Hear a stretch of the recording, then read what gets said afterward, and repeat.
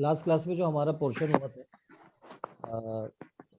State line में हम लोगों ने चैप्टर में सेकंड लेक्चर 2 लेक्चर्स हमारे हो चुके थे, जिसमें कि हमने क्या क्या देखा था, एक बार मैं इसको रिकॉल भी करना चाहूँगा। तो हमारा जो टॉपिक हुआ था, लाइक हम लोगों ने कुछ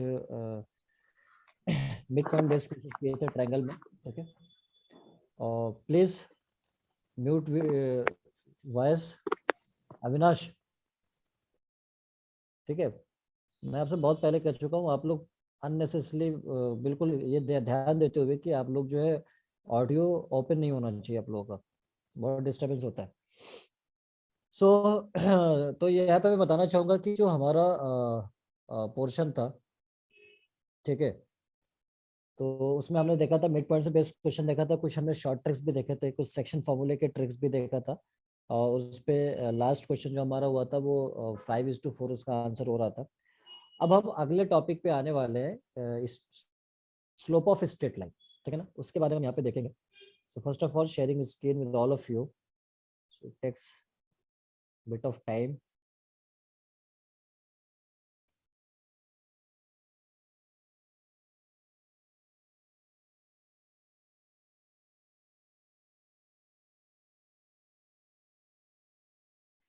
ठीक है, तो हमारा स्लोप ऑफ स्ट्रेट लाइन क्या होता है उसके बारे में हम यहाँ पे थोड़ा डिस्कस करने वाले हैं। ठीक है, slope of straight line.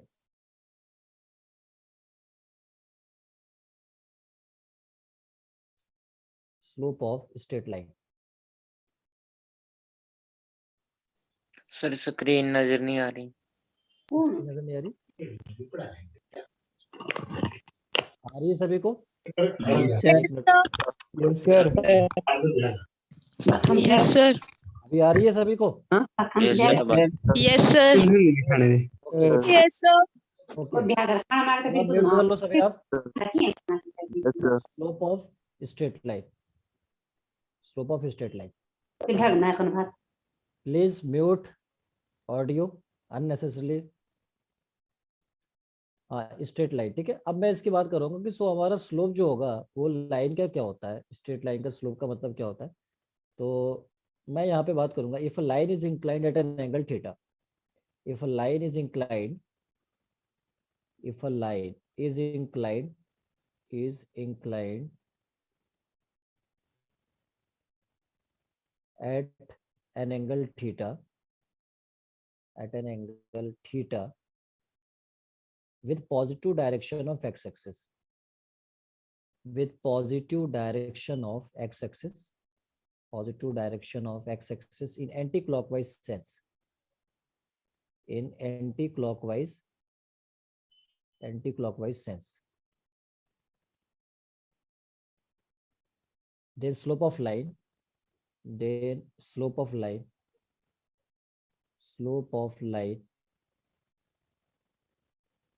is m is equals to tan theta, m is equals to tan theta, where theta lie between 0 to pi. अब मतलब क्या हुआ, तो हमने बताया कि कोई भी लाइन एक्स एक्सिस से, positive direction of X axis से अगर वो थीटा डिग्री पे इंक्लाइंड है इन एंटी क्लॉकवाइज सेंस, तो जो लाइन का स्लोप होता है, स्लोप मतलब होता है इंक्लिनेशन। ठीक है, उसका झुकाव एक्स एक्सिस से कितना है, positive direction of X axis से। सो tan of this angle theta, मतलब थीटा में tan अप्लाई कर देंगे तो हमारा जो स्लोप होगा वो आ जाएगा वे theta lie between 0 to pi. मतलब ये कि जैसे मान लेता हो ये हमारे पास वाई एक्सिस है and this is X axis, this is X axis and this is Y axis. अब हमारे पास कोई लाइन है, सपोज यहाँ पे हमारे पास कोई लाइन हो जाता है, कुछ इस तरह से मैं मान लेता हूँ कि ये लाइन हमारा लाइक कुछ इस तरह से लाइन है। अब लाइन जहाँ पे कट करती है, जैसे लाइन यहाँ पे एक्स एक्सिस पे कट कर रही है, तो जहाँ कट करेगी उसका राइट साइड जो होता है वो पॉजिटिव होता है, इसको हम नेगेटिव बोलते हैं जहाँ पे कट कर रही है। तो अब यहाँ पे कट किया तो इसका राइट साइड पॉजिटिव, तो positive direction of X axis से एंटी क्लॉकवाइज से, एंटी क्लॉकवाइज का मतलब घड़ी के चलने के अपोजिट डायरेक्शन में, ये डायरेक्शन हमारा क्लॉकवाइज होता है, इसका उल्टा एंटी क्लॉकवाइज। तो ये जो एंगल होगा मान लीजिए थीटा है, तो slope of line is m is equal to tan theta.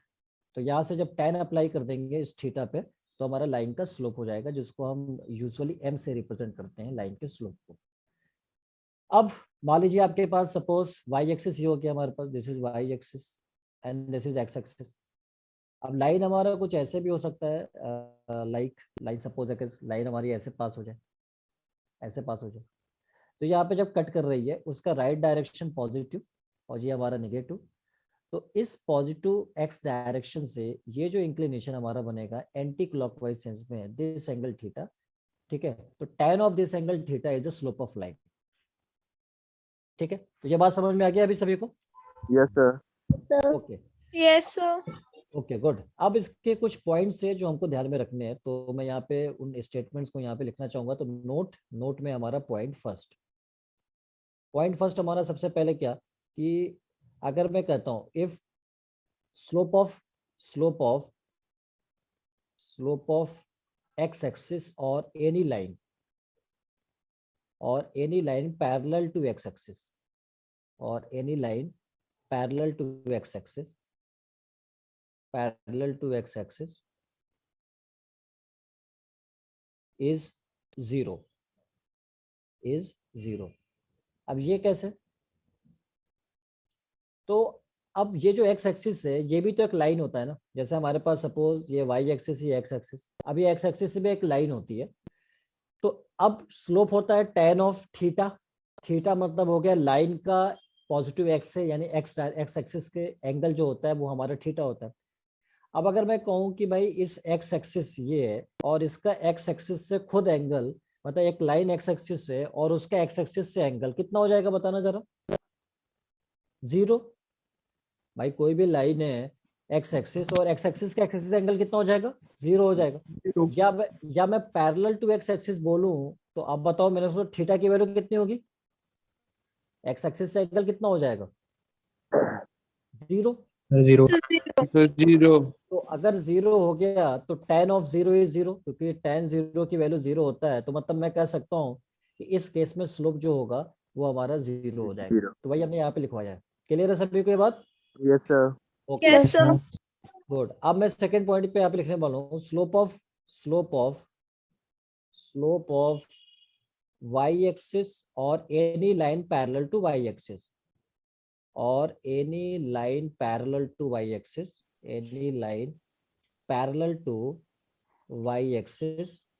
अब मेरे को बताओ कि वाई एक्सिस के लिए अगर स्लोप निकालना हो या कोई भी line parallel to Y axis हो, तो आप मेरे को बताओ तब थीटा की वैल्यू कितना होगा? ये हमारा वाई एक्सिस है and this is X axis Y axis. अब मैं कोई लाइन यहाँ से लेता हूँ, एक तो वाई एक्सिस ही ले सकता हूँ, जैसे ये वाई एक्सिस है, अगेन ये खुद अपने आप में एक लाइन है, या इसके पैरेलल जो लाइन लेता हूँ ये पैरेलल लाइन लेता हूँ, एक्स एक्सिस वाई एक्सिस के पैरेलल है, ये सारी लाइन जो है वाई एक्सिस के पैरेलल है। तो आप मेरे को बताओ एंगल कितना होगा? 90 degree. 90 degree. So 90 Yes. Degree. तो मतलब मैं कह सकता हूँ कि theta is equal to 90 degree. So therefore tan of theta यानी tan 90 is infinity, so slope is infinity, this is slope, so slope is infinity. तो मतलब कह सकता हूँ कि स्लोप ऑफ वाई एक्सिस और any line parallel to Y axis is infinity. तो इस बात को भी ध्यान में रखना है कि इन्फिनिटी होगा। अच्छा, अब मैं नोट का थर्ड पॉइंट यहाँ पे लिखने वाला हूँ। तो third point please mute. Third point की मैं बात करता हूँ यहाँ पे, स्लोप ऑफ लाइंस या theta, if theta is acute, मैं यहाँ पे लिख रहा हूँ if theta is acute then slope is. अब आप मेरे को बताओ कि अगर थीटा एक्यूट हो जाएगा तो एक्यूट एंगल कहाँ से कहाँ तक लाई करता है? Sir, 0 to 90 degree. 0 से 90 डिग्री। तो 0 से 90 का मतलब हो गया, 0 से 90 का मतलब हो गया कि फर्स्ट क्वाड्रेंट में आएगा। Yes, sir. और Yes, sir. फर्स्ट क्वाड्रेंट में all trigonometric functions are positive. Positive. Yes, sir. Yes, sir. तो tan of theta is positive, Yes, therefore slope will be positive. Yes, sir. yes, sir. Okay, तो मैं ये लिखने वाला हूँ if theta is acute then slope is positive. इस बात को ध्यान में रखना है कि अगर थीटा एक्यूट होगा तो स्लोप हमारा पॉजिटिव होगा। And if theta is obtuse,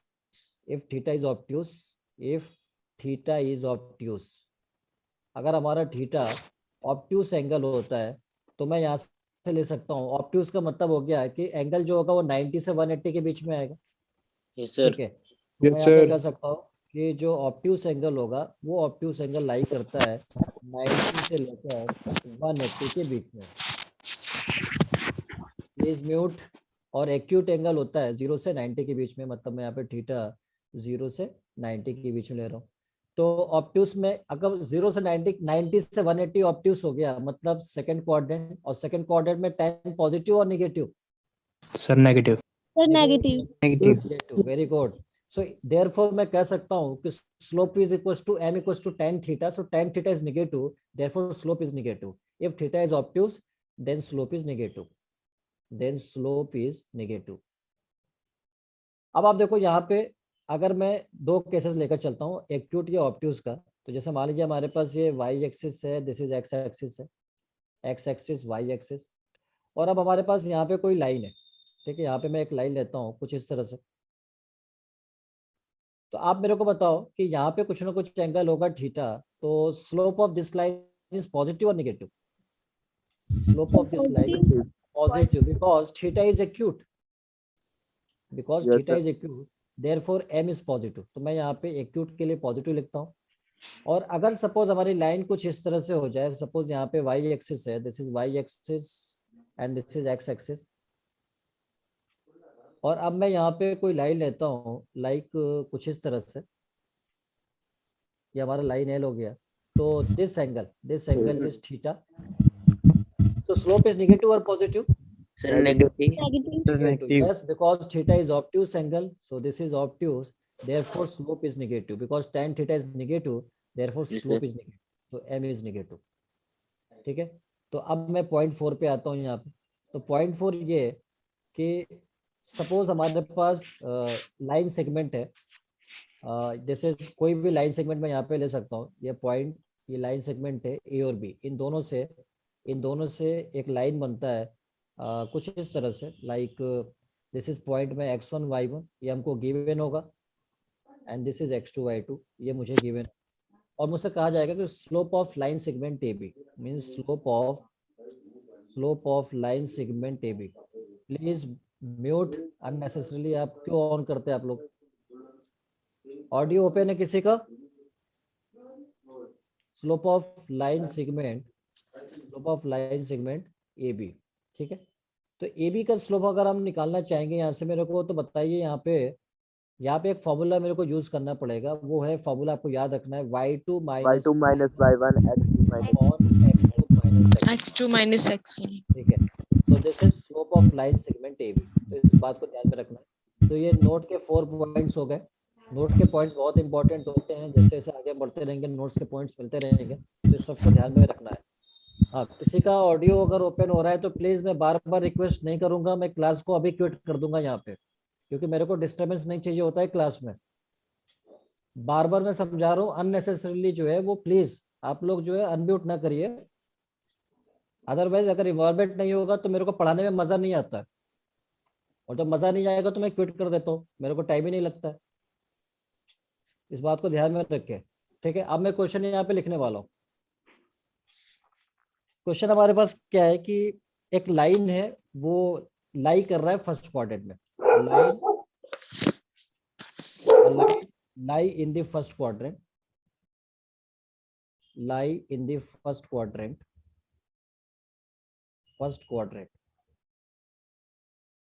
एक लाइन है जो फर्स्ट क्वाड्रेंट में लाई कर रही है। Max equal intercept, max equal intercepts on coordinate axis, equal intercepts on coordinate axis,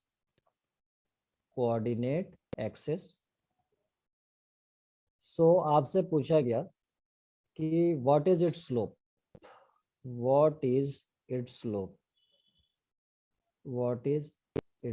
ये आपको बताना है कि स्लोप क्या होगा, ये आपसे पूछा गया। पहले क्वेश्चन आप पढ़ लो अच्छे से। क्वेश्चन में कह रहा है कि एक लाइन है जो लाई कर रहा है फर्स्ट क्वाड्रेंट में लाई कर रही है। Equal intercepts on coordinate axis, coordinate axis का मतलब हो गया both axis, X axis and Y axis, दोनों का मतलब ये हो गया।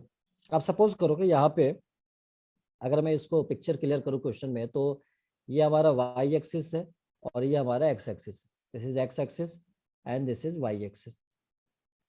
अब यहाँ पे एक लाइन आपको बोला गया है जो फर्स्ट क्वाड्रेंट में पास हो रही है। तो फर्स्ट क्वाड्रेंट का मतलब हो गया लाइन कुछ इस तरह से पास हो रही है, ये हमारा फर्स्ट क्वाड्रेंट होगा। फर्स्ट क्वाड्रेंट हम इसे कहते हैं। तो फर्स्ट क्वाड्रेंट में लाइन कुछ ऐसे पास हो रही है, ठीक है। और कह रहा है equal intercept on coordinate axis. Coordinate axis का मतलब जैसे यहाँ पे this is point A and this is point B. तो कोऑर्डिनेट एक्सिस का मतलब एक्स और वाई एक्सिस। तो वाई एक्सिस और एक्स एक्सिस पे ये इंटरसेप्ट, मतलब इंटरसेप्ट का मतलब होता है, अगर एक्स इंटरसेप्ट की बात करूँ तो ओरिजिन से इस पॉइंट तक का जो इंटरसेप्ट लेंथ होता इसे हम एक्स इंटरसेप्ट कहते हैं लाइन का। और अगर यहाँ से यहाँ तक की बात करूँ तो वाई इंटरसेप्ट है। तो ये दोनों कह रहा है इक्वल इंटरसेप्ट बना रहे हैं। तो बताओ कि इस लाइन का स्लोप कितना होगा, ये आपसे पूछा है। तो स्लोप का मतलब हो गया आपको ये एंगल चाहिए होता है, क्योंकि लाइन जहाँ कट करती है उसका right direction is positive. So positive x direction से दिस इंक्लिनेशन थीटा। तो ये आपको थीटा पहले फाइंड करना पड़ेगा कि इस थीटा की वैल्यू कितनी होगी, जिससे कि आप tan of this theta is the slope of line. क्योंकि मेरे को थीटा चाहिए कि ये थीटा एंगल कितना होगा, और फिर जो tan अप्लाई करूंगा तो स्लोप मेरे को मिल जाएगी। तो मेरे को बताओ आपकी ये थीटा की वैल्यू कितनी आएगी।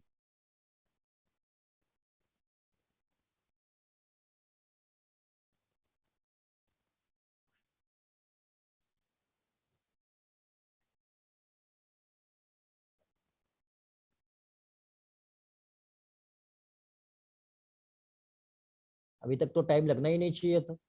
सर थीटा की वैल्यू 120 डिग्री हो सकती है। 120 डिग्री? तो आप मेरे से पूछ रहे हो और मैं आपसे पूछ रहा हूँ, आप कंफर्म करना चाह रही कि 120 डिग्री हो सकती है। और कोई? मुझे तो बताना ही है, मैं देखना चाह रहा हूँ। इतना टाइम तो नहीं लगना चाहिए, 9-10 के सर बचपन के 90 याद। से अबव होगी। हाँ, क्या होगा अविनाश? सर 90 से अबव। अच्छा, 90 से अब होगी, मगर कितनी होगी ये नहीं पता चल पा रहा है, यही कहना चाह रहे हो आप? 120। 120 होगी? अच्छा, 120 जिसने बोला है, क्या नाम है आपका? 120 जो आप बता रही हो। हाँ, मानसी, क्या नाम है आपका? मानसी नाम है? No sir. अच्छा, नाम है। जो भी नाम है, आप मेरे को बताओ यहाँ पे 120 कैसे आ रहा है। आज मेरे को पहली बार पता चलेगा 120, तो मैं जानना चाह रहा हूँ कैसे आएगा 120। ठीक है, चलिए, ये तो बेसिक एंगल की बात है। 9-10 की बेसिक आप लोग पढ़िए, बहुत जरूरी है, ठीक है ना। क्योंकि ये 9th स्टैंडर्ड में इस तरह के क्वेश्चंस होते हैं कि एंगल कितना होगा। अब आप मेरे को बताओ कि ये जो ट्रायंगल है OAB, ये एक राइट एंगल ट्रायंगल होता है। और राइट एंगल ट्रायंगल जो होता है, तो ये एंगल आपको दिख रहा है 90 डिग्री। अब 90 डिग्री हो गया, बाकी 90 डिग्री बच गया, तो ये दोनों को 90 लेकर आना पड़ेगा। अब आपको पता है कि ये दोनों साइड इक्वल है ट्रायंगल का। तो ये एंगल और ये एंगल आपस में क्या होंगे? इक्वल होंगे, क्योंकि ये एक आइसोसेलेस ट्रायंगल बन रहा है जिसके दो साइड्स आपस में क्या है? इक्वल है। तो मतलब ये एंगल हमारा कितना हो गया? 45 हो गया। This angle is 45 and this angle is 45 and this complete angle is 180 degree. Straight angle आपने पढ़ा होगा, जो ये कंप्लीट एंगल 180 डिग्री बनता है। अब इस 180 में अगर मैं 45 को माइनस कर दूं तो फिर मेरे को थीटा मिल जाएगा 180 डिग्री माइनस 45 डिग्री, तो ये 135 डिग्री। 135 डिग्री। अब आप मेरे को बताओ कितनी स्ट्रेंथ है यहाँ पे। किसी ने मेरे को ये रिस्पॉन्स ही नहीं किया। 37 स्टूडेंट्स हैं और अभी तक पता नहीं क्या सोच रहे थे। भाई, ये तो एंगल का बेसिक कॉन्सेप्ट है ना, अभी तो कहानी है बहुत सारी, अभी तो ये ट्रेलर है, पिक्चर तो बहुत आगे अब मिलता रहेगा आपको। तो कम से कम बेसिक्स आप लोग कवर करिए, सही करिए। ये 135 डिग्री है। अब थीटा 135 आ गया, तो आपको tan ऑफ स्लोप जो होगा, लाइन का slope, m is equal to tan 135 degree. और tan 135 की वैल्यू कैसे निकलेगा? तो ट्रिग्नोमेट्री का पोर्शन तो अभी हुआ नहीं होगा, लेकिन कभी आपने पढ़ा है कि कैसे निकालते हैं? अगर नहीं पढ़ा है तो मैं फिर भी यहाँ पे बताता हूँ। वैसे ट्रिग्नोमेट्री में पढ़ाई जाएगी आप लोगों को, ठीक है। tan 135 डिग्री को हम ब्रेक डाउन कर लेते हैं। जैसे हम अगर इसको ब्रेक डाउन कर लेते हैं, मान लीजिए इसको 90 + 45, ऐसा तो लिख सकता हूँ ना? Yes sir. Yes sir. ठीक है। अब आपने पढ़ा होगा कि कोई भी अगर 90 प्लस में अगर थीटा अगर हम बात करते हैं 90 प्लस में अगर चलते हैं तो ये ट्रिग्नोमेट्रिक फंक्शन कन्वर्ट हो जाता है। जैसे tan कन्वर्ट हो जाएगा किसमें, कॉट में। डॉट में तो इसे मैं cot 45 लिख सकता हूँ। लेकिन ये प्लस भी हो सकता है या माइनस भी हो सकता है, डिपेंड ऑन कि ये किस क्वाड्रेंट में आ रहा है। क्वाड्रेंट में लाई कर रहा है। हाँ, तो 90 प्लस थीटा किस क्वाड्रेंट में लाई करेगा? Sir second quadrant second second quadrant में। tan नेगेटिव या पॉजिटिव? Negative negative. यहाँ पे माइनस यूज करूंगा। समझ आ गया? Yes sir. अच्छा, अब tan 45 की वैल्यू 1 होता है तो cot 45 की वैल्यू कितना होता है? वो भी 1 होता है। तो One. बाहर माइनस लगा हुआ है तो -1, तो ये स्लोप आ गया -1। समझ आया सभी को? यस सर यस सर तो ये अब एंगल निकल जाएगा, एंगल अब निकल जाएगा अगली बार से। Yes sir. Yes sir. ठीक है, वेरी गुड। अब हम अगला क्वेश्चन पे आते हैं जो आपको सोच के बताना है। इस क्वेश्चन में किसी को कोई डाउट तो नहीं है? कैसे हमने No, यहाँ पे sir. Angle? No sir. Good. अब मैं अगला क्वेश्चन यहाँ पे लिख रहा हूँ। A line is inclined. A line is inclined. A line is inclined. Inclined at 60 degree. At 60 degree with positive direction. With positive direction. With positive direction of y-axis. Positive direction of y-axis in anti-clockwise sense. In anti-clockwise sense. Anti-clockwise sense. What is its slope? What is its slope? पहली बात कि question में आपको सही से पढ़ना है कि जो एंगल दिया है वो कहाँ से एंगल दिया हुआ है, क्योंकि सारा एंगल स्लोप नहीं बनाता है, सिर्फ पॉजिटिव एक्स डायरेक्शन से जो एंगल होगा लाइन का वही स्लोप बनाता है। What is it's slope? कह रहा है कि इसका स्लोप क्या होगा, ये आपसे पूछा गया।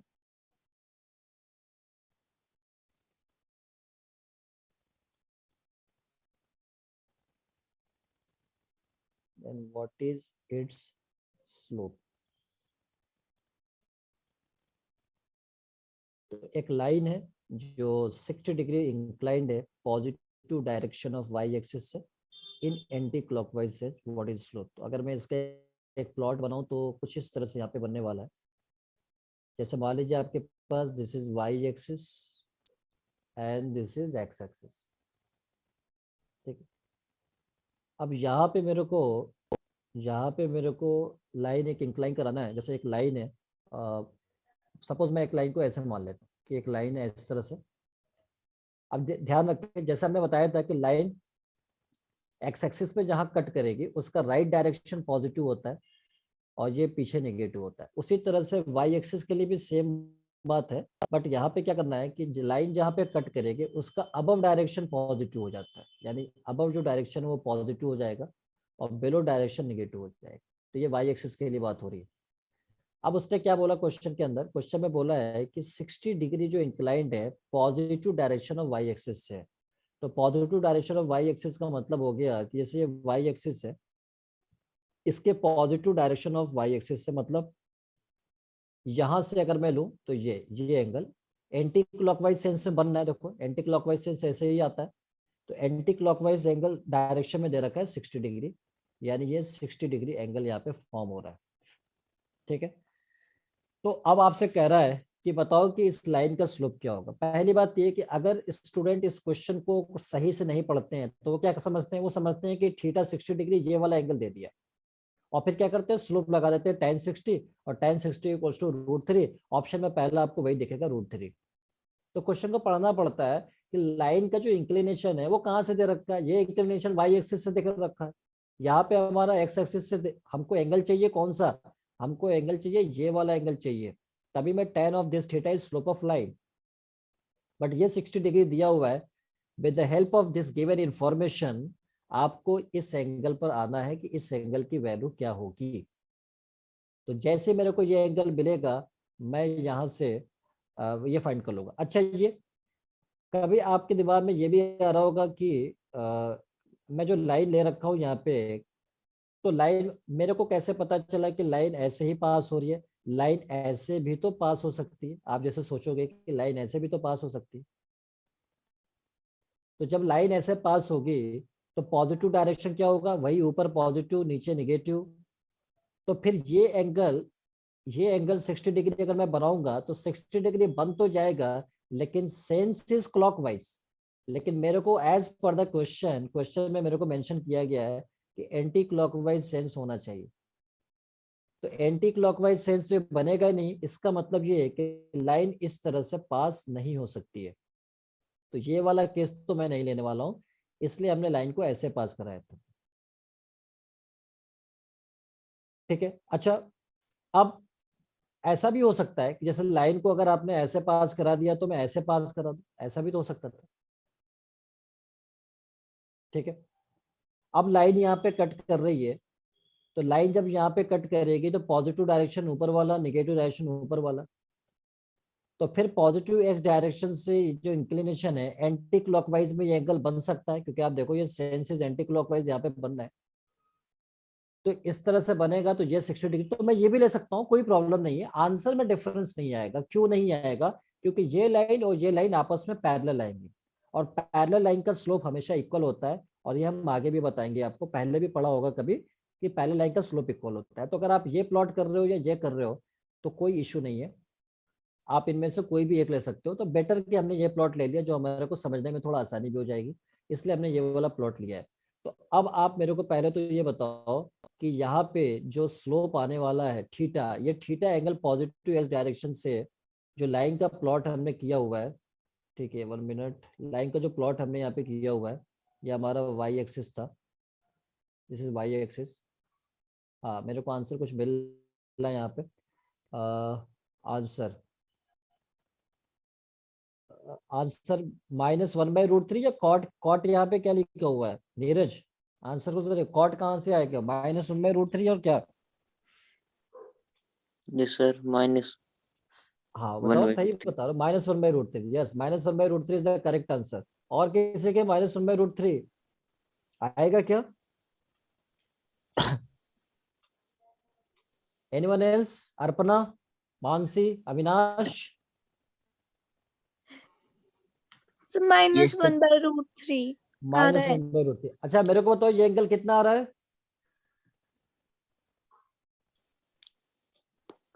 सर कौन सा? ये वाला So एंगल तो मेरे को 150.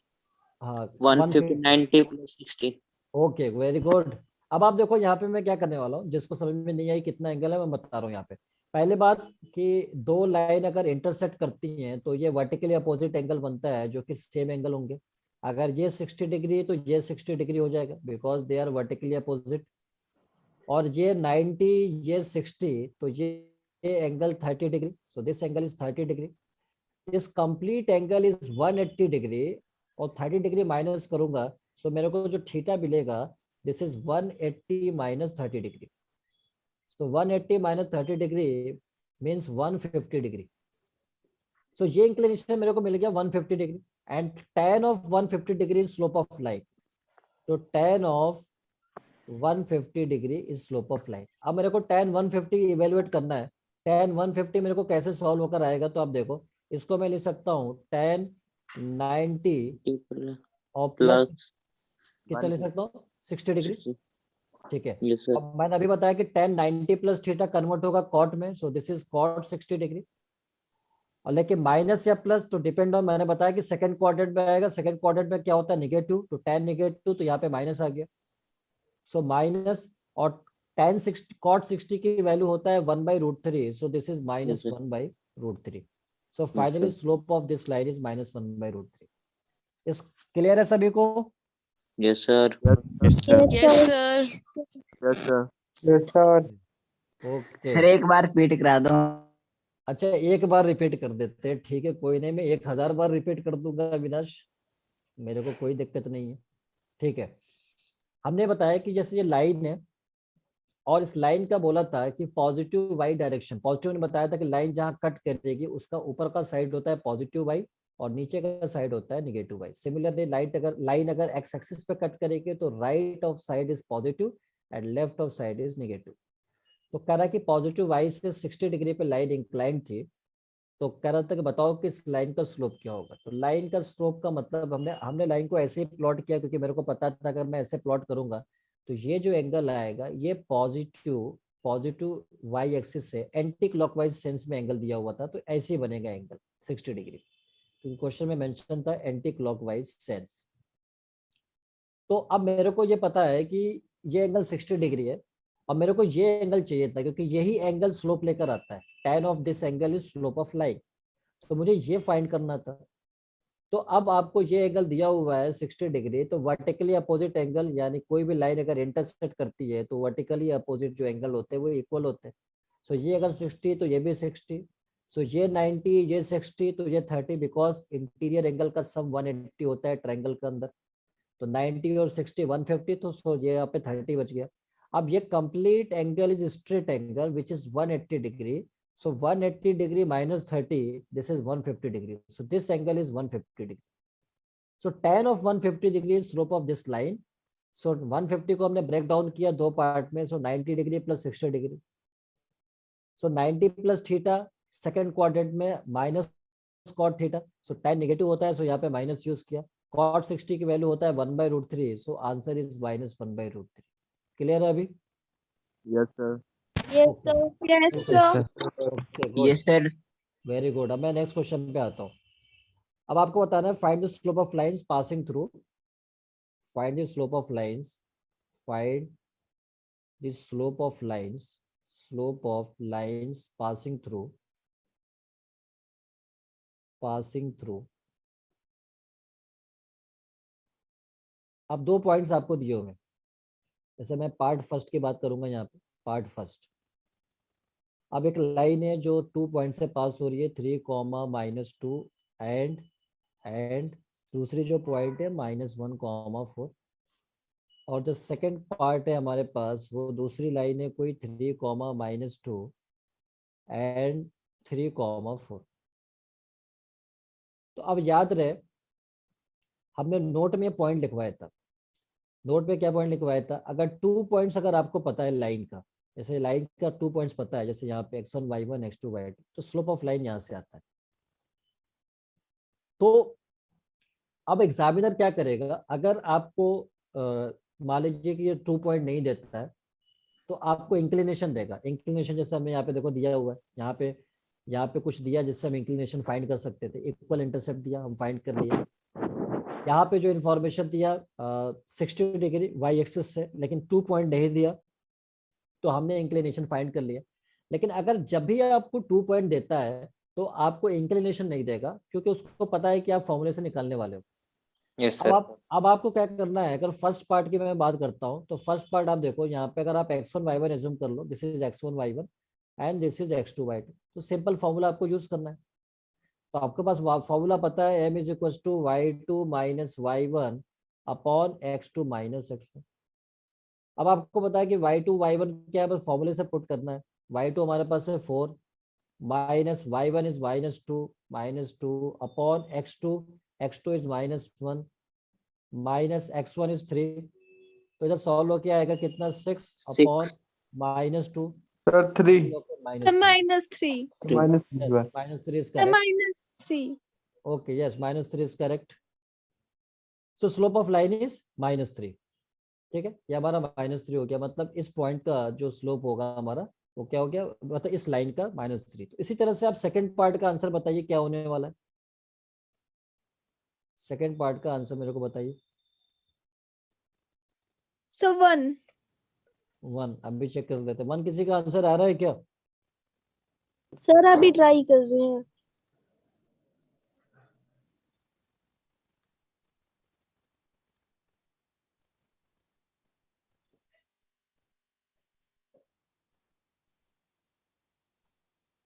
Sir, 6 आ रहा है। So 0 आ रहा है। Sir 6 Sir, 6, sir.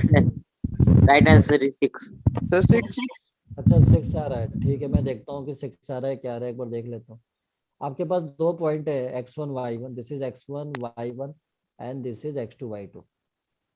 अब आपको स्लोप निकालना है सेकंड पॉइंट पे, तो y2 - y1, तो y2 यहाँ पे मेरे को दिख रहा है 4, y2 यहाँ पे 4 है, और minus y1 is -2 upon x2 हमारे पास 3 है और x1 भी 3 है, 6/0, 6/0 0 होता है क्या ये? सर 6 आएगा।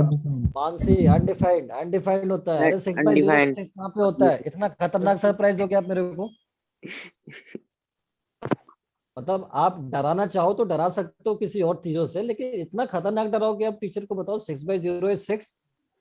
अब हम तो ठीक है कंट्रोल कर रहे हैं, लेकिन कमजोर दिल का टीचर होता पता नहीं क्या होता, अभी तक को ऑफलाइन हो चुका होता। ठीक है, तो कहने का मतलब ये है कि किसी भी फाइनाइट नंबर को अगर 0 से डिवाइड करते हैं तो इन्फिनिटी आता है, मींस अनडिफाइंड। Yes, sir.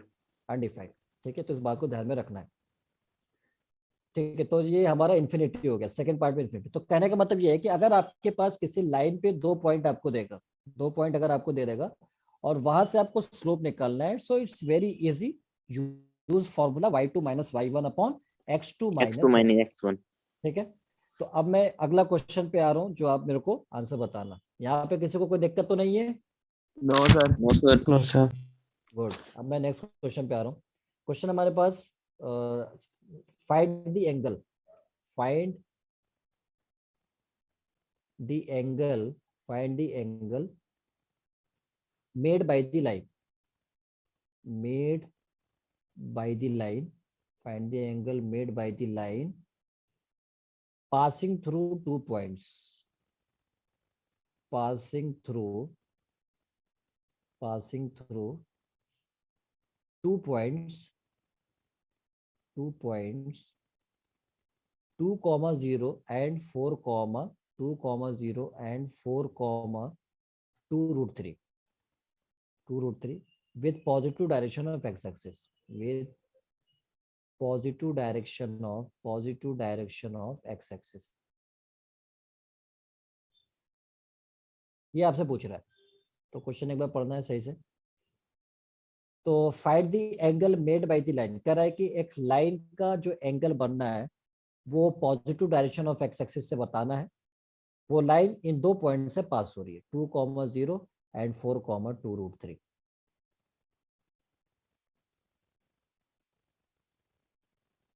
तो अगर मैं सपोज यहाँ पे एक प्लॉट लूँ, तो ये हमारा वाई एक्सिस और ये हमारा एक्स एक्सिस। तो एक लाइन है, मतलब यहाँ पे एक लाइन को मैं प्लॉट कर सकता हूँ और पॉइंट आपको दिया हुआ है, तो 2,0 कहीं यहाँ पे आएगा और 4,2√3 कहीं यहाँ पे आ गया। मान लेता हूँ 4,2√3। यस, मेरे को आंसर भी आ रहा है √3। अबे मेरे को एंगल चाहिए, एंगल। नीरज, यस, अंश 60 degree is the correct answer. Yes, sir. Angle. हाँ, एंगल इज 60 डिग्री। ठीक है, तो अब देखो ये जो 2 पॉइंट है, मतलब 2 पॉइंट से अगर ये लाइन ज्वाइन करने पे एक लाइन बनेगा इससे, तो आपसे कह रहा है कि अब ये लाइन इधर राइट डायरेक्शन में पॉजिटिव, इधर नेगेटिव, सो दिस इंक्लिनेशन इस थीटा, अगर मैं थीटा मान लूं तो ये आपसे थीटा पूछ रहा है। ठीक है, यस कामिनी, 60 इज करेक्ट, सही है। तो अब ये थीटा है। अब मेरे को पता है कि जो स्लोप होता है वो m = tan थीटा है, हम सबको पता होता है। और ये फॉर्मूला होता है y2 - y1 upon x2 - x1। अब y2 यानी पॉइंट का y coordinate, y2 second y coordinate, ये हमारा x2 y2 का काम करेगा और ये हमारा x1 y1 का काम करेगा। तो y2 हमारे यहाँ पे मेरे को हो जाएगा 2√3, दिस इज 2√3 माइनस y1, और y1 इधर हो गया हमारा 0, सो this is 0 upon x2 - x1, और x2 मेरे को यहाँ पे दिख रहा है 4 और x1 इज 2, तो मैं यहाँ पे लिखूंगा 4 - 2, 4 - 2, सो सिंपली 2√3 अपॉन 2, और ये 2 से 2 कैंसिल हो गया, सो दिस इज √3, बस tan theta is √3, Tan theta is √3, so theta कितना हो जाएगा यहाँ पे 60 डिग्री। 60 डिग्री।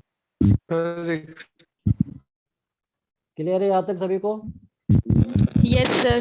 ओके, बहुत सारों का आंसर 60 डिग्री आ रहा है। ठीक है, चले, तो ये हमारा स्लोप हो गया। इस स्लोप अगर मुझसे पूछा जाए तो क्या क्या कर सकता है, या तो इंक्लिनेशन देगा, या आपसे 2 पॉइंट देगा उससे स्लोप पूछ लेगा, या आपको स्लोप आपको फाइंड, या थीटा पूछ लेगा। अगर आपको स्लोप निकाल सकते हो तो वहां से थीटा, जैसे कि इस क्वेश्चन में थीटा मेरे को मिल गया था।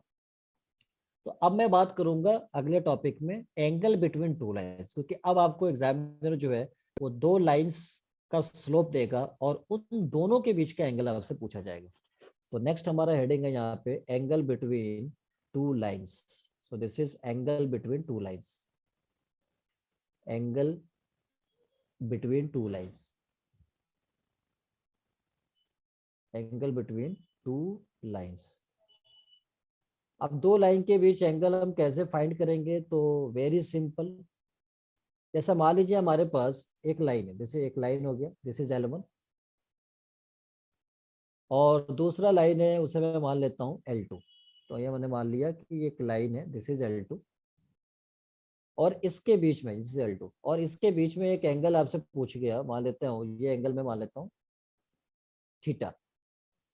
तो ये एंगल अभी मेरे को एक्यूट दिख रहा है, क्योंकि दो एंगल बन सकते हैं। जैसे मान लीजिए अगर ये है तो ये भी एंगल तो आ सकता था, जो दूसरा एंगल आपको यहाँ पे दिख रहा है, यानी कुछ ये वाला एंगल, तो ये ऑब्ट्यूस हो जाएगा, जिसको मैं 180 माइनस थीटा Yes, लिखा। sir. तो अगर मेरे को थीटा पता चल जाए तो दूसरा एंगल भी आराम से मेरे को मिल जाएगा। तो थीटा कैसे आएगा? तो इस लाइन का स्लोप आपको दिया जाएगा, मान लीजिए इसका स्लोप मैं मान लेता हूँ M1, ये आपको गिवन होगा, और जो दूसरी लाइन है उसका स्लोप आपका M2, ये आपको गिवन होगा। तो आपको स्लोप निकालना है तो फॉर्मूला होगा tan theta, tan of theta is equals to, मतलब इन दोनों के बीच का जो एंगल है tan theta is equals to M2 minus M1 upon 1 plus M1 M2, और ये होगा मॉड। मॉड हम क्यों लगाते हैं? हमने बताया था मॉड का काम होता है नेगेटिव को पॉजिटिव करना। अब since Yes, sir. This theta is acute, so tan theta should be positive. तो tan थीटा पॉजिटिव होने के लिए हो सकता है कि डिफरेंस नेगेटिव आ जाए यहाँ पे, जो tan थीटा नेगेटिव तो नहीं होना चाहिए था।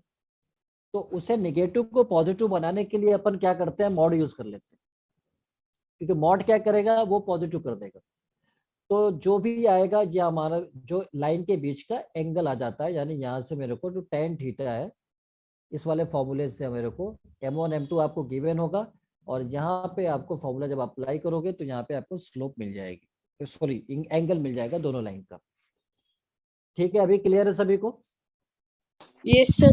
Yes, sir. अब मैं यहाँ पे कुछ स्पेशल केस भी यहाँ पे ले रहा हूँ, तो यहाँ पे हेडिंग हो जाएगा नोट, और नोट में हमारा point first, if lines are parallel, if lines are parallel, अगर लाइंस पैरेलल हो जाए तो उस केस में क्या होगा? तो मतलब ये कि मैं कह सकता हूँ कि भाई L1 और L2, यानी यहाँ पे मैं कह सकता हूँ that is L1 parallel to L2। तो आप मेरे को बताओ, अगर L1 parallel to L2, so theta is equals to 1. तो दोनों लाइन का थीटा कितना होगा? यहाँ पे अगर मैं ये स्लोप है M2 minus M1, Vedant M2 minus M1 upon 1 plus M1 M2, this is angle between line. ठीक है, तो अब हम बात करता हूँ यहाँ पे कि अगर L1 पैरेलल टू L2 हो जाए तो थीटा की वैल्यू क्या होगा? 0। 1. अरे 1 कहाँ से हो गया? थीटा 0 होगा। सो थीटा 0, तो tan of theta is equal to 0। तो यहाँ से tan थीटा जब मैं 0 करूंगा तो आप देखो यहाँ से क्या आने वाला है, tan थीटा इधर 0 हो गया, और फॉर्मूला होता है इधर M2 minus M1 upon 1 plus M1 M2, और ये मॉड इज इक्वल टू 0 हो गया। तो मैं यहाँ से कह सकता हूँ कि M2 minus M1 upon 1 plus M1 M2 is equal to 0। So यहाँ पे मैं क्रॉस मल्टीप्लाई करूंगा तो M2 minus M1 is equal to क्या हो जाएगा? 0। सो यहाँ से मेरे को M1 इज इक्वल टू क्या मिलेगा? M2 मिल जाएगा। क्लियर है यहाँ तक? Yes, sir. इसका मतलब क्या अच्छा। पता चला? इसका मतलब ये पता चला कि इस बात को हमको याद रखना है कि अगर दो लाइंस पैरेलल में हुई तो उनका स्लोप इक्वल होगा। ठीक है, कन्वर्स भी ट्रू है कि भाई अगर लाइंस पैरेलल तो स्लोप इक्वल, ठीक है, स्लोप इक्वल तो लाइंस पैरेलल। ठीक है, तो इसलिए इस बात को ध्यान में रखना है, M1 is equal to M2। अच्छा, मैं सेकंड केस लेने वाला हूँ यहाँ पे कि if lines are perpendicular. Second case ये भी तो हो सकता है, मतलब अगर मैं पैरेलल का केस लूंगा तो परपेंडिकुलर को बुरा लग जाएगा भाई। तो इफ लाइंस आर परपेंडिकुलर, तो लाइंस अगर मैं परपेंडिकुलर ले रहा हूँ, दैट इज मतलब मैं इसको अगर मेंशन करूँ तो कुछ इस तरह से लिखूंगा कि L1 perpendicular to L2। So L1 perpendicular to L2, तो आप सबको पता है कि theta is equal to 90 degree. 90. So theta 90 degree, therefore tan of 90 degree is infinity. Tan of 90 Sir. degree is infinity. और इस वाले फॉर्मूले में जो हमारा फॉर्मूला है यहाँ पे अब मेरा इन्फिनिटी हो जाएगा। तो अब मैं यहाँ पे इन्फिनिटी पुट करता हूँ। Infinity is equal to M2 minus M1 upon 1 1 plus plus. M1 M2। ठीक है, और ये मॉड। अच्छा आप मेरे को बताओ, क्या मैं इन्फिनिटी को 1/0 नहीं ले सकता हूँ? सर ले सकते हैं. Yes sir.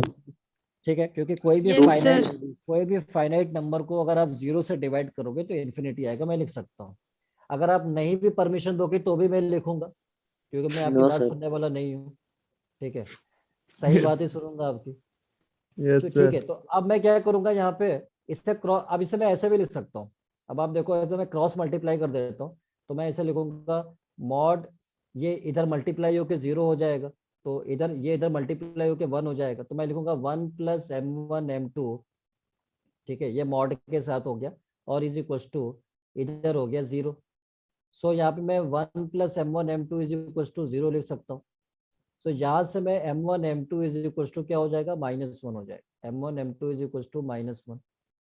तो मतलब ये हो गया कि अगर दो लाइंस अगर 90 डिग्री पे है तो दोनों का स्लोप का प्रोडक्ट -1 होगा, और ये बार बार यूज होता रहेगा, इसलिए आपको ध्यान में रखना है, इसको मेमोराइज कर लेना है कि लाइंस अगर परपेंडिकुलर है तो product of their slopes is -1, और अगर लाइंस पैरेलल है तो their slopes are equal, so M1 is equal to M2। ठीक है, तो अब Yes, sir. क्वेश्चन कैसे पूछा जाएगा वो हम अब यहाँ पे आगे क्वेश्चन पे आने वाले हैं। अभी यहाँ तक किसी को कोई दिक्कत तो नहीं है? No, sir. No sir. Very good. So अब मैं यहाँ पे क्वेश्चन पे आ रहा हूँ। क्वेश्चन हमारे पास है, angle between lines is π/4। Angle between lines is π/4।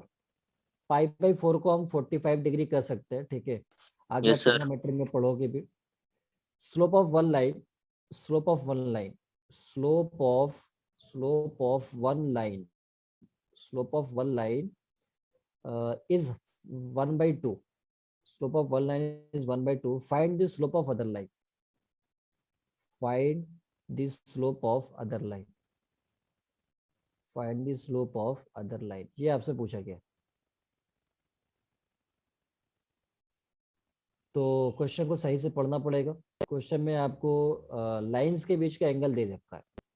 तो मतलब ये कि एक लाइन अगर मैं L1 मान लूँ, दिस इज L1, और दूसरी लाइन अगर मैं यहाँ पे मान लूँ L2, तो ये हमारा L2, this line is L2। अब यहाँ पे ये जो एंगल है ये π/4 दिया हुआ है। π/4 का मतलब 45 डिग्री, बिकॉज पाई की वैल्यू होता है 180 डिग्री, तो 180/4 अगर हम डिवाइड करेंगे तो 45 डिग्री। 55. और एक लाइन का स्लोप यानी आप M1 मान सकते हो कि M1 आपको दिया हुआ है 1/2, तो आपको दूसरे लाइन का स्लोप मीन्स M2, ये आपसे पूछ रहा है कि क्या होगा। फॉर्मूला आपके पास है, ये आपका theta, angle between line is theta in the formula. So आप एक बार थीटा हो गया, M1 पता है, M2 आपको फाइंड करना है।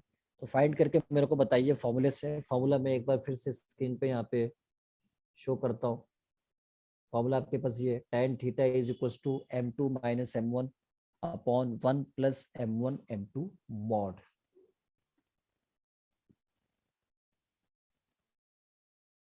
सर आगे करना. सर क्वेश्चन वाला पेज निकालना.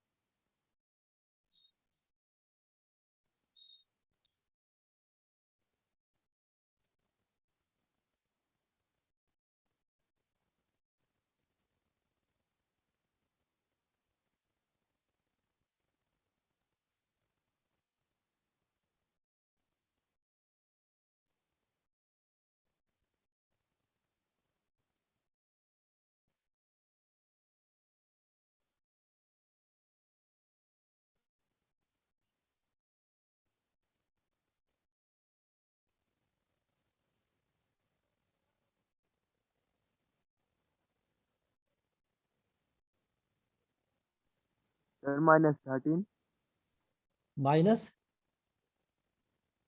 13 -13 नहीं, -13 is not the correct answer. Sir और 3 sir Sir, 3 -1/3. 1/3 no, 1/3 is incorrect. Sir 3 3 तो होगा, लेकिन उसके साथ एक और भी आपको एक स्लोप मिलेगा। आप सिर्फ एक ही लगा रहे हो, आप मॉडुलस का कॉन्सेप्ट यूज नहीं कर पा रहे आप लोग। अंश Chauhan, not only 3, not only 3, use the concept of modulus function। Sir ने आपको फंक्शन चैप्टर में पढ़ाया होगा मॉडुलस का कॉन्सेप्ट। देखो मैं बताता हूँ यहाँ पे, ठीक है।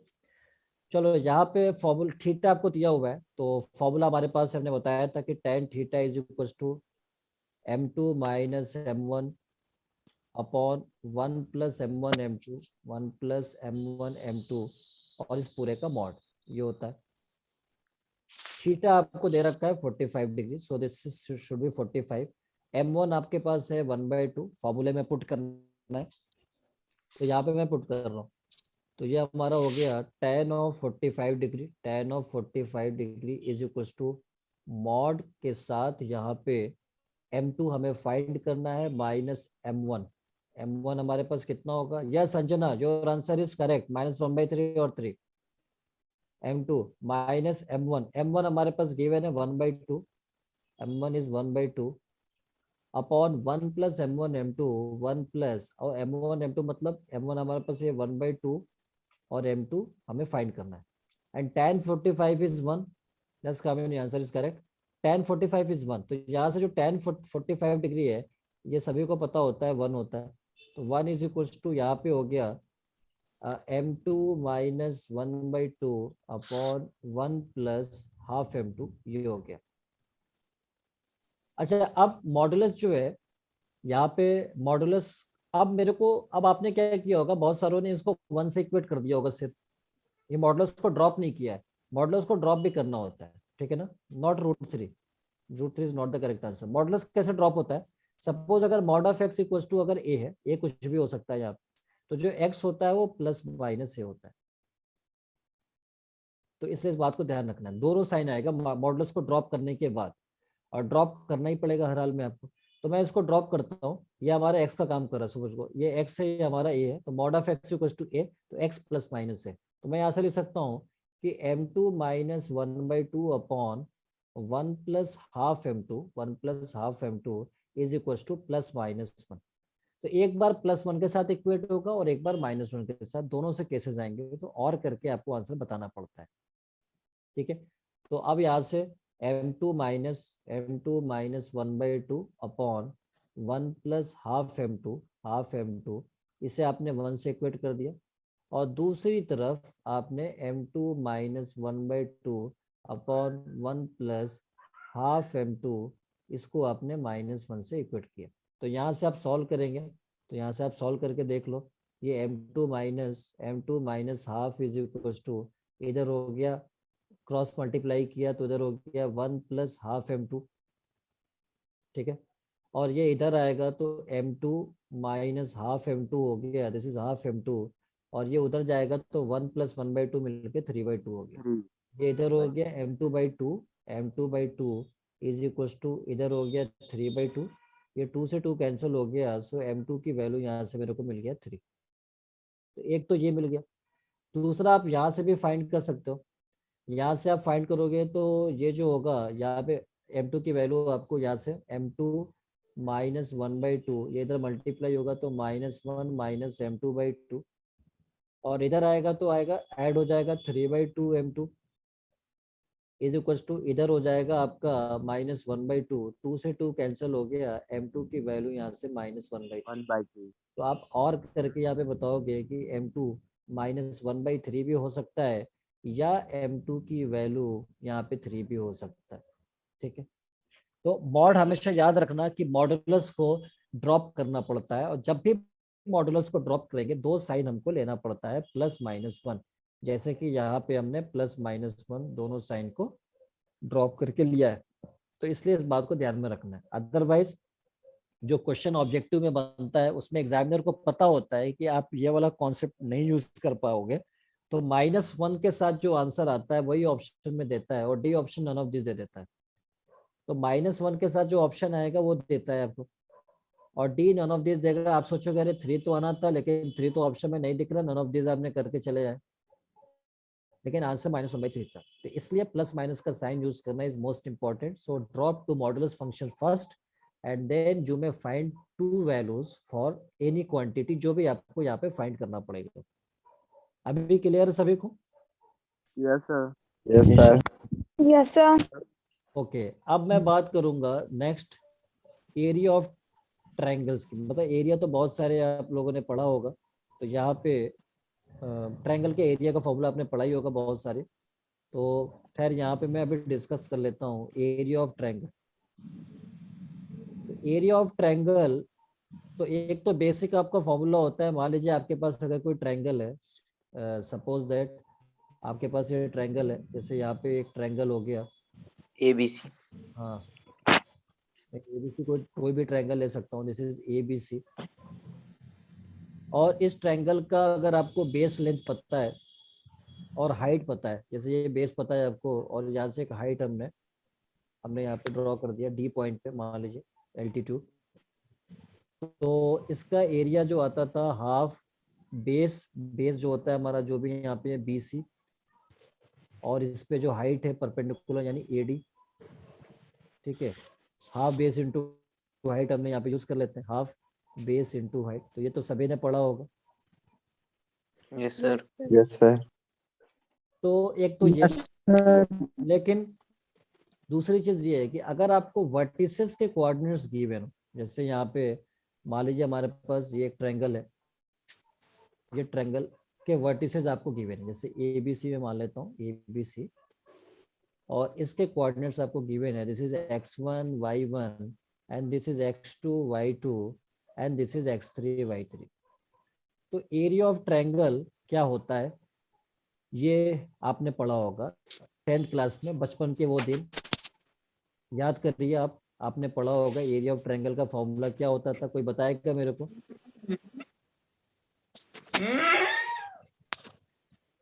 कोई फॉर्मूला बताएगा मेरे को? ऐसा हाफ x1 x2 करके एक फॉर्मूला होता था।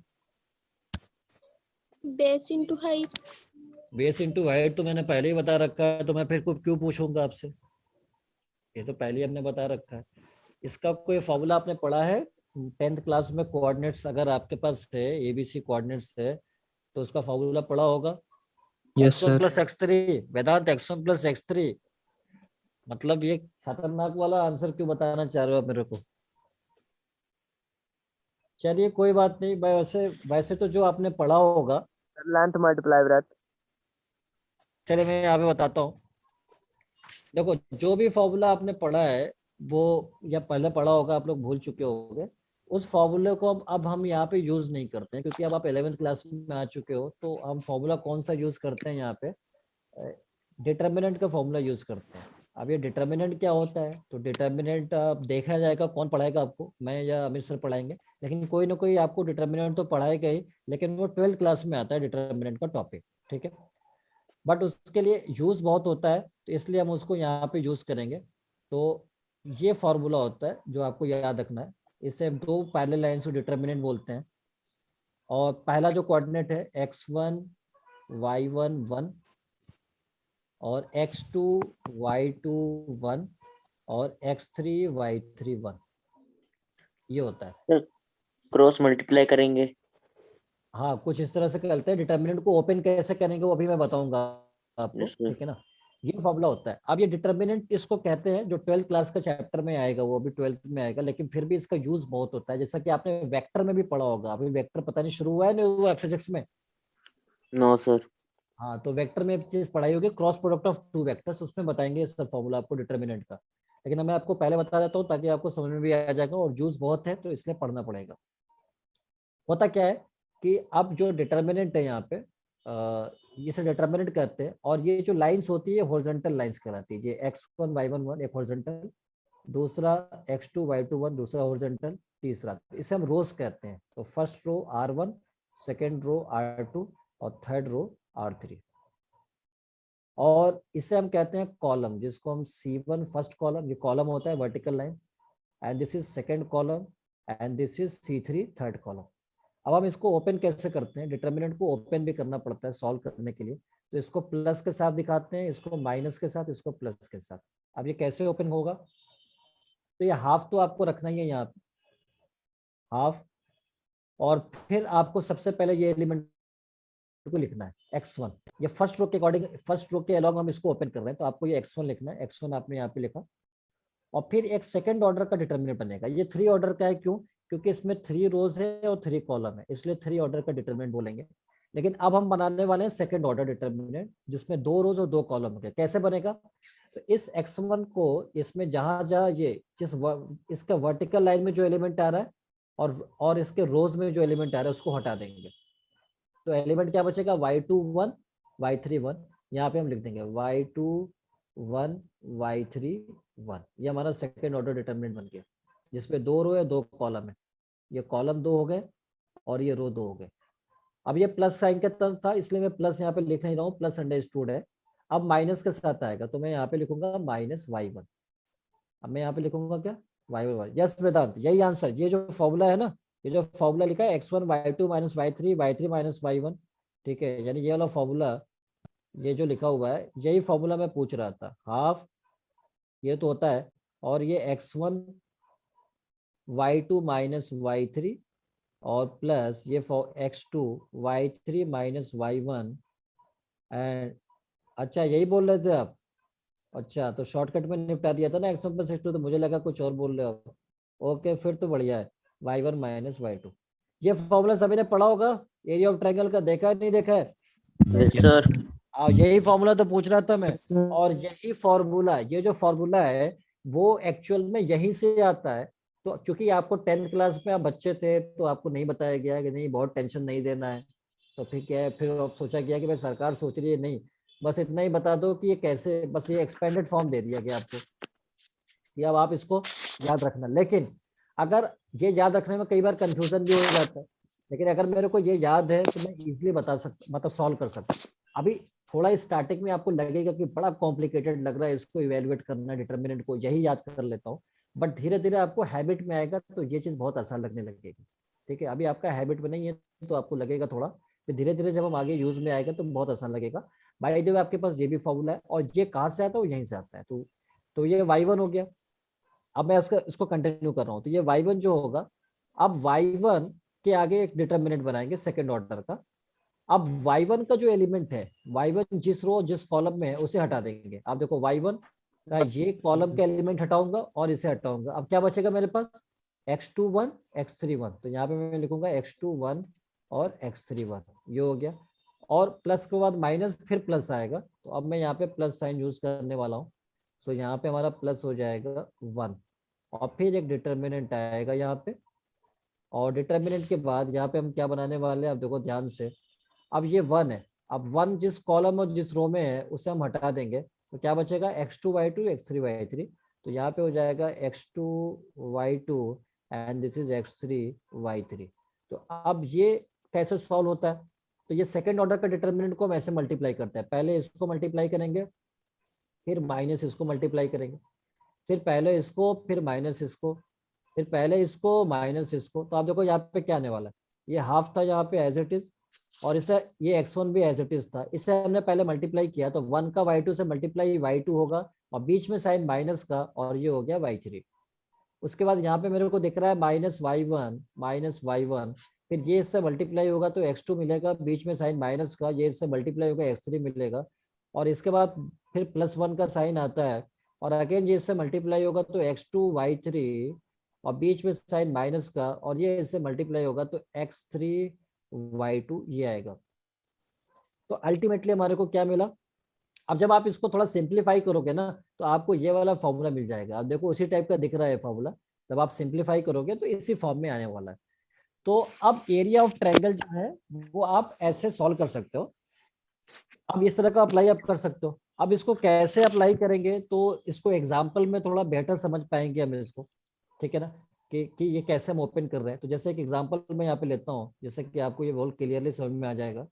तो मैं इसको एक क्वेश्चन के साथ लेता हूँ, लाइक हमारे पास एरिया ऑफ जो ट्रायंगल बताना है विद वर्टिसेस, मतलब एक ट्रायंगल हमारे पास कुछ इस तरह से, ये हमारा ट्रायंगल है और इसके वर्टिसेस आपको गिवन है। तो यहाँ पे मैं वर्टिसेस, यहाँ पे वर्टिसेस में ले लेता हूँ, लाइक कितना है 6,3, 6,3, और दूसरा है यहाँ पे -3,5 एंड 4,-2। मैंने बताया कि आपसे एरिया ऑफ ट्रायंगल पूछेगा तो आपको क्या करना है, आप इसको मार्क कर लो, this is x1 y1, please mute, and this is x2 y2 and this is x3 y3। तो हमने बताया कि एरिया के लिए पहले तो हम इसको जो भी, अच्छा याद रहे, एरिया जो भी हम निकालेंगे वो मॉड के साथ आना चाहिए, क्योंकि एरिया कभी पॉजिटिव नहीं हो, कभी निगेटिव नहीं हो सकता, ठीक है। तो इसलिए हम डेल्टा इसको बोल देते हैं, कई बार हमारे ये डेल्टा हो जाता है, इसको हम डेल्टा भी बोल सकते हैं। पहले की जो एरिया होता है, जैसे आप डेल्टा मान लो, जैसे मान लेते हैं हम डेल्टा, इसको मान लेते हैं कि ये एक्सप्रेशन हमारा डेल्टा के बराबर हो गया। डेल्टा को डिटर्मिनेंट से, मतलब डिटर्मिनेंट को डेल्टा से रिप्रेजेंट करते हैं, और एरिया जो होता है वो मॉड ऑफ डेल्टा हो जाता है, मतलब मॉड ऑफ डेल्टा, मतलब डेल्टा जो भी हो सकता है, अगर नेगेटिव होगा तो पॉजिटिव, पॉजिटिव तो पॉजिटिव ऑलरेडी, तो एरिया हमारा मॉड डेल्टा हो जाता है। अब आप देखो यहाँ पे मैं क्या करूंगा, वही काम करने वाला हूँ। तो पहले मैं डेल्टा फाइंड करूंगा, फॉर्मूला हमारे पास बहुत बेसिक सा, हाफ, हम इसको ध्यान में रखेंगे, x1 y1 1, x1 हमारे पास है 6, y1 3 1, x2 -3 5 1, x3 4 -2 1। फिर हम इसको ओपन कर लेंगे। ओपन करने के लिए हमने बताया सबसे पहले साइन मार्क करो, प्लस माइनस प्लस, और इधर हो गया हाफ, और इधर सबसे पहले 6 है, 6 के आगे डिटर्मिनेंट ऐसे बनाएंगे। तो अब मैं इसको हटाऊंगा और इसको हटाऊंगा, इसके कॉलम और रो के एलिमेंट, तो 5 1 -2 1, तो यहाँ पे लिखूंगा 5 1, ये हो गया 5 1 और -2 1। फिर -3 के साथ डिटर्मिनेंट आएगा यहाँ पे, फिर इसे हटाऊंगा, मतलब इस वाले एलिमेंट को अगर मैं हटा दूंगा, यानी इस एलिमेंट को हटाता हूँ और इसको हटाऊंगा, तो क्या मिलेगा -3 1, और इधर बचेगा 4 और 1, ठीक है। और प्लस अगर मैं अगले वाले की बात करता हूँ, यहाँ पे 1 यूनिट है, प्लस 1 के साथ डिटर्मिनेंट आएगा यहाँ पे, और फिर मैं इसको हटाऊंगा, तो इससे हटाऊंगा और इसे हटाऊंगा, तो यहाँ पे मेरे को ये 1 और 1 है, तो इससे हटाऊंगा तो कितना मिलेगा मेरे को, इधर मिलेगा -3 5 4 -2, तो -3 5 और 4 -2। फिर मैं क्या करूंगा, यहाँ पे इसको क्रॉस मल्टीप्लाई इधर करता जाऊंगा, इधर multiply minus this into this minus this into this minus this, तो फिर यहाँ से मेरे को सॉल्व होकर डेल्टा आएगा, तो हाफ, और यहाँ से मैं मल्टीप्लाई करूँ, इधर 6 था हमारे पास और ये मल्टीप्लाई हो गया तो 5, और ये -2, बीच में साइन माइनस का होता है, माइनस माइनस प्लस हो जाएगा, 5 माइनस माइनस प्लस 2 और माइनस। फिर उसके बाद क्या आएगा, -3 था, तो यहाँ पे -3 है, और फिर यहाँ पे जब मैं इवेल्युएट करूंगा तो ये इससे मल्टीप्लाई होकर -3 -4 -7 हो जाएगा, तो -3 -4 -3 और -4, जो कि बाद में -7 होगा, +1, और फिर इसके आगे अगर मैं बात करूं तो ये हो जाएगा 6 -20, क्योंकि ये तो प्लस हो जाएगा 6 और -20, सो हो जाएगा 6 -20। तो जब इसको हम सॉल्व करेंगे तो हाफ, ये हो जाएगा हमारा 7 42, 7 इंटू 6 42, ये हो गया 7 + 3 21 इंटू 21 और -40। तो ये सॉल्व करने के बाद जो फाइनल आंसर आएगा आपका वो 49/2 आएगा। तो ये डेल्टा आ गया 49/2 विच इज ऑलरेडी पॉजिटिव। सो जो एरिया होगा वो हमको पता है कि मॉड डेल्टा होता है, therefore it is already positive, so ये हमारा 49/2 होगा। बट क्या होगा कि अगर मेरे को कॉम्पिटिटिव एग्जाम में करना है तो मेरे को एक शॉर्ट ट्रिक होगा, जो मैं शॉर्ट ट्रिक अप्लाई करूंगा और वो नेक्स्ट क्लास में बताऊंगा, अभी मेरे पास टाइम नहीं है because time is almost done. So अब मैं नेक्स्ट क्लास में इसका शॉर्ट ट्रिक मेथड बताऊंगा कि आपको इतना काम नहीं करना पड़ेगा ऑब्जेक्टिव क्वेश्चन में, आप बहुत आराम से एरिया निकाल सकते हो, डिटरमिनेंट की जरूरत 3 ऑर्डर का नहीं पड़ेगा, मैं कंप्लीट सेकंड ऑर्डर का डिटरमिनेंट से ही आपको क्वेश्चन खत्म कर दूंगा एरिया का। लेकिन वो कब खत्म होगा, अभी तो क्लास ही खत्म हो गई है हमारी, वो कल ही हम कर पाएंगे, या सब उसके बाद जब भी क्लास हमारी लगेगी तो नेक्स्ट क्लास में हम आपको इसका बताएंगे। अभी तक यहाँ तक किसी को कोई टॉपिक में कोई कंफ्यूजन, कोई दिक्कत हो सकता है, सर मेरा हो डाउट सकता था है, सर इस हो क्वेश्चन में सकता है डाउट कि है क्या सर इस क्वेश्चन में थोड़ा डाउट है सर। इस क्वेश्चन में डाउट है, क्या डाउट है बताइए। सर कैसे स्टार्टिंग ओपन हुआ, अच्छा स्टार्टिंग से। मैं नेक्स्ट क्लास में अविनाश बोल रहे हो ना आप? Yes, sir. ठीक है, नेक्स्ट क्लास में मैं क्वेश्चन रिपीट करूंगा, ठीक है ना? अभी मेरे को जाना है, टाइम हो चुका है, ठीक है? तो अब मैं नेक्स्ट क्लास में मैं फिर से ये अप्लाई करके बता दूंगा कि कैसे हम इसको इंडिटरमिनेट को ओपन करते हैं, और फिर उसके बाद हम आगे इसका ट्रिक भी देखेंगे कि एक शॉर्ट मेथड से हम एरिया किसी भी ट्रायंगल का कैसे निकालते हैं। बाकी इससे पहले किसी को कोई दिक्कत तो नहीं है? No, sir. Okay, so thank you so much for today, और will Thank you, continue in sir. The next lecture. Thank you, sir. Good evening, Welcome. sir. Good evening to all. Good night, sir. Good night, बहुत जल्दी, ठीक है, Good night, good take care, night. sir. Okay, Bye, thank sir. You.